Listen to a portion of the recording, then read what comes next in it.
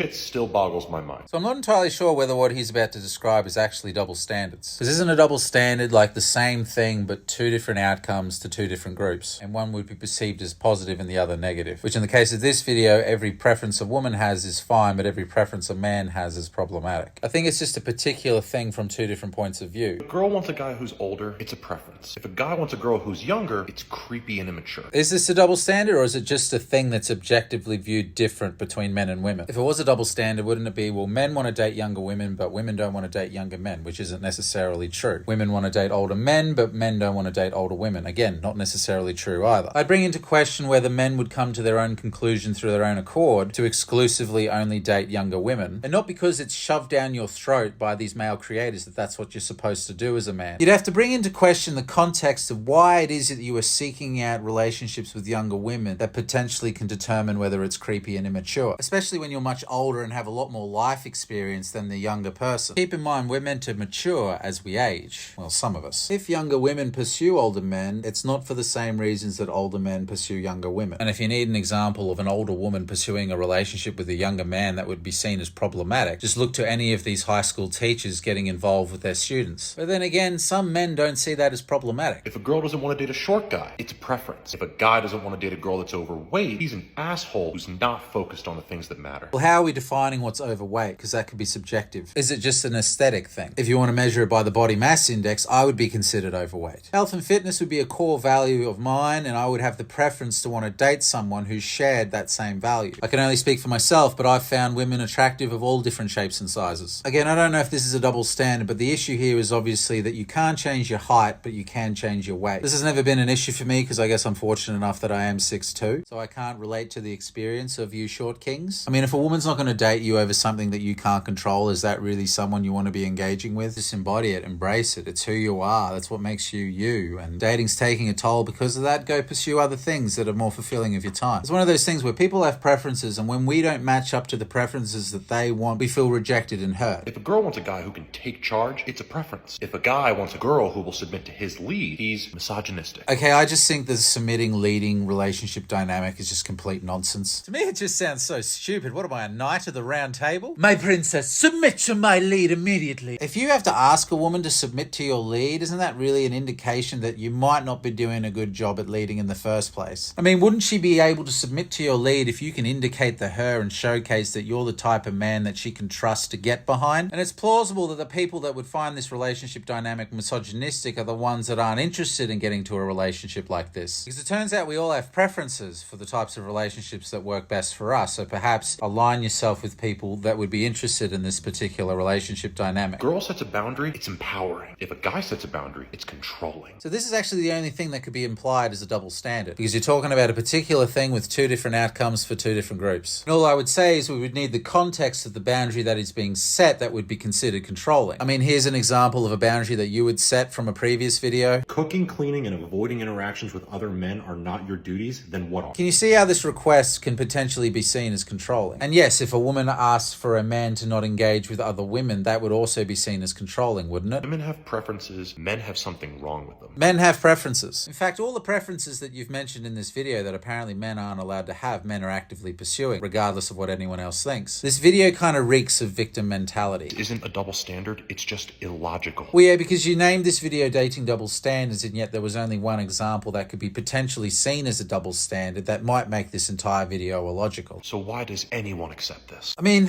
who gives a shit? Yes, we all have preferences, and sometimes the people that don't fit our preferences get offended and express their disgust for the fact that we have preferences that don't fit who they are. Perhaps the main preference you should focus on is the character of the person, more than the external stuff. But again, that's entirely up for you to decide.